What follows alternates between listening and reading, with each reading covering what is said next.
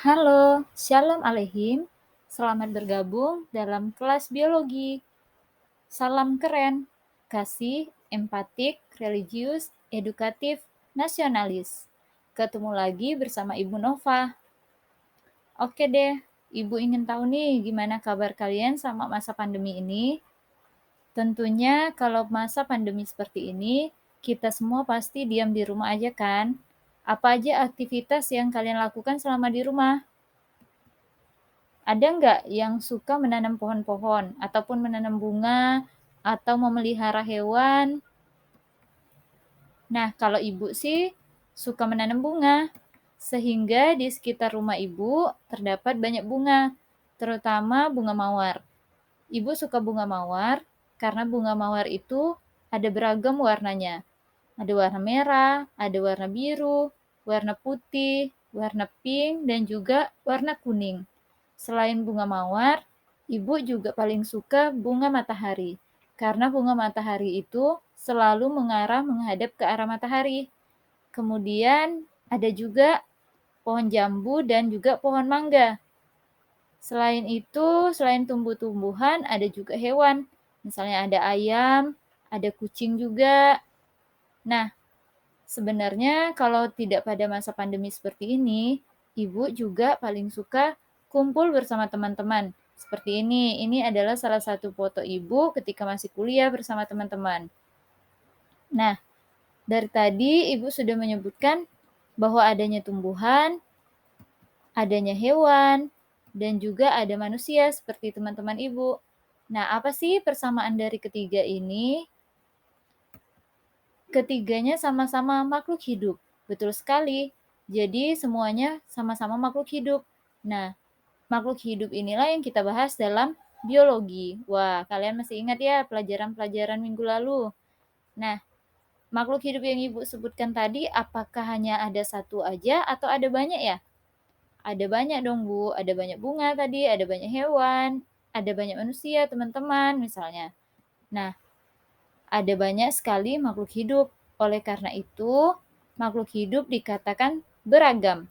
Nah, keberagaman ini dikatakan sebagai keanekaragaman hayati ataupun biodiversitas.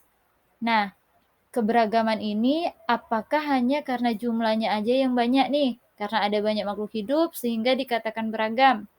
Selain berdasarkan jumlah, apalagi sih? Nah, selain jumlah, ada juga bentuknya. Misalnya bentuk anjing pasti berbeda dengan bentuk kucing misalnya. Begitu juga tumbuhan. Bentuknya ada berbeda-beda. Sangat banyak perbedaannya. Selain bentuk, ada ciri-ciri juga, sifat juga. Oleh karena itu, keanekaragaman hayati sering dikatakan sebagai keanekaragaman yang ditunjukkan dengan adanya variasi makhluk hidup yang meliputi bentuk, penampilan, jumlah, serta ciri-ciri lain. Oke, nah kita lihat satu persatu ya keanekaragaman makhluk hidup itu. Tadi Ibu mengatakan ada banyak warna pada bunga mawar. Padahal bentuk bunganya sama, daunnya juga bentuknya sama. Tapi kenapa warnanya ini berbeda-beda ya? Padahal sama-sama nih disebut bunga mawar. Selain pada bunga mawar, pada manusia juga berbeda-beda. Bisa dilihat nih dari teman-teman ibu aja. Padahal di sini hanya segelintir manusia, nggak sampai 10 orang. Nah, di sini aja kelihatan warna kulitnya berbeda-beda, misalnya bentuk matanya berbeda-beda, tinggi badannya juga, nah, bentuk mukanya juga berbeda-beda, bentuk mata, nah, cara tersenyum, semuanya berbeda, ada banyak sekali perbedaannya. Selain itu juga kalau pada hewan, salah satu contohnya pada ikan koi. Nah, sama-sama ikan koi, tapi corak tubuhnya itu berbeda-beda. Corak warnanya, corak sisiknya ini berbeda-beda. Apa sih yang menyebabkan perbedaan ini? Padahal masih dalam satu spesies. Nah, penyebab individu dalam satu spesies itu beraneka ragam adalah karena susunan gen dalam kromosom. Nah, dalam satu jenis ataupun satu spesies, misalnya bunga mawar tadi, nah, bunga mawar yang warna merah dan yang warna pink itu adalah dua individu dalam satu spesies yang berbeda. Perbedaannya itu karena susunan gennya. Susunan gen pada bunga mawar yang warna merah berbeda dengan susunan gen pada mawar yang berwarna pink, sehingga terjadilah keberagaman warna pada bunga mawar ini. Begitu juga pada manusia dan juga pada hewan. Nah, keanekaragaman ini disebut sebagai keanekaragaman tingkat gen. Nah, tingkat gen ini adalah tingkat dasar keanekaragaman makhluk hidup. Nah, selain dari tingkat gen, coba kita perhatikan lagi. Tadi dalam satu spesies itu ada banyak perbedaan, sama-sama bunga mawar tapi banyak perbedaan. Nah, kira-kira kalau antara bunga mawar dengan bunga matahari, nah, perbedaannya semakin banyak atau semakin sedikit sih? Tentunya makin banyak ya. Nah, dalam satu spesies aja bisa ada perbedaan, apalagi kalau berbeda spesies bunga mawar dan spesies bunga matahari. Nah, tentunya perbedaannya semakin banyak. Oke, kita lihat ya keanekaragamannya yang lain. Nah, di sini contohnya adalah pada aren, pada kelapa, dan juga pada pinang. Ini spesiesnya sama atau berbeda? Nah, berbeda ya, dari namanya aja udah berbeda. Ada aren, ada kelapa, dan ada pinang. Tetapi walaupun spesiesnya berbeda, tetapi ada kemiripannya juga. Apa sih kemiripannya antara ketiga ini? Nah, kemiripannya bisa kita lihat dari daunnya, bentuk daunnya ini walaupun tidak sama persis, tetapi mirip. Nah, ada kemiripan. Nah, oleh karena itu, karena masih ada kemiripan, maka dikelompokkan dalam satu famili, yaitu famili Araceaceae. Nah, ini adalah famili palem-paleman. Ada lagi anggota famili dari palem-paleman ini yang tidak Ibu sebutkan satu persatu di sini. Ibu hanya mengambil 3 contoh ini saja. Nah, ketiga ini adalah spesies yang berbeda tetapi masih memiliki persamaan sehingga dikelompokkan dalam satu famili. Nah, keanekaragaman ini disebut dengan keanekaragaman tingkat jenis. Jadi, keanekaragaman tingkat jenis ini adalah spesies yang berbeda namun masih memiliki ciri yang sama. Nah, selain itu, ada juga keanekaragaman tingkat jenis pada genus yang sama. Nah, di sini genusnya adalah Artocarpus. Bagaimana sih membedakan antara genus dan famili? Nah, kita bisa lihat dari nama latinnya. Nama latinnya di sini ada Artocarpus altilis.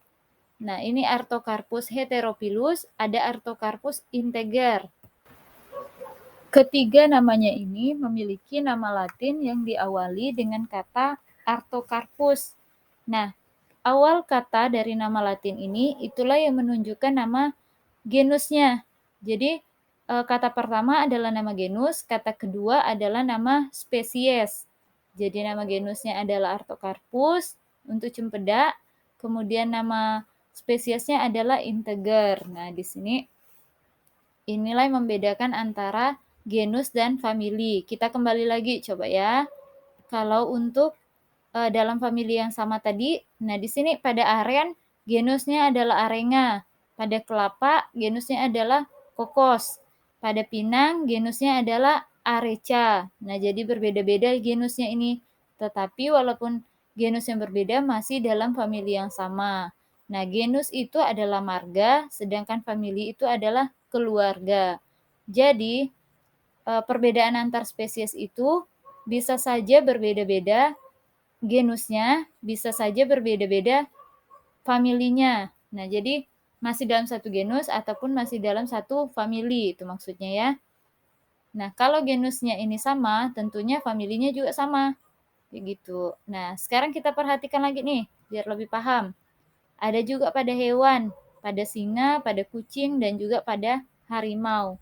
Nah, di sini dapat kita perhatikan antara singa dan harimau memiliki awal nama latin yang sama. Ada Panthera leo, ada Panthera tigris. Jadi, keduanya itu masih dalam genus yang sama. Singa dan harimau genusnya sama. Tetapi, singa dan kucing, kucing memiliki nama latin Felis catus. Nah, jadi kucing dan singa ini berbeda genusnya, tetapi masih dalam famili yang sama. Jadi ketiga ini masih dalam famili yang sama. Kemudian, kalau pada hewan, ada juga yang tingkat keanekaragaman yang pada satu genus yang sama. Di sini ada pada ikan gabus, ikan serandang, dan juga ikan toman. Ketiganya sama-sama memiliki genus Kana, dikelompokkan dalam genus Kana. Nah, itu demikian untuk tingkat keanekaragaman jenis. Sekarang, mari kita lihat tingkat keanekaragaman apa lagi. Nah, di sini ada keanekaragaman ekosistem sungai, ekosistem hutan, ekosistem terumbu karang. Nah, apa itu ekosistem? Ada yang tahu? Iya, betul sekali. Keanekaragaman ekosistem. Ekosistemnya sendiri adalah hubungan timbal balik antara makhluk hidup dengan benda mati ataupun dengan lingkungannya. Lingkungannya berupa benda mati. Nah, di sini pada ekosistem sungai tentunya interaksi antar makhluk hidup dengan air, misalnya dengan udara, tentu berbeda dengan pada ekosistem hutan. Nah, interaksi antara makhluk hidupnya dengan lingkungan sekitarnya pada ekosistem hutan juga berbeda dengan pada ekosistem terumbu karang. Nah, keanekaragaman ini timbul karena adanya interaksi lingkungan atau benda mati yang disebut abiotik dengan sekumpulan makhluk hidup yang disebut biotik tadi. Nah, keanekaragaman inilah yang disebut sebagai keanekaragaman tingkat ekosistem. Nah, demikian 3 pengelompokan tingkat keanekaragaman hayati. Nah, sekian dulu video ini, nanti akan dilanjutkan dengan persebaran flora dan fauna di Indonesia. Terima kasih.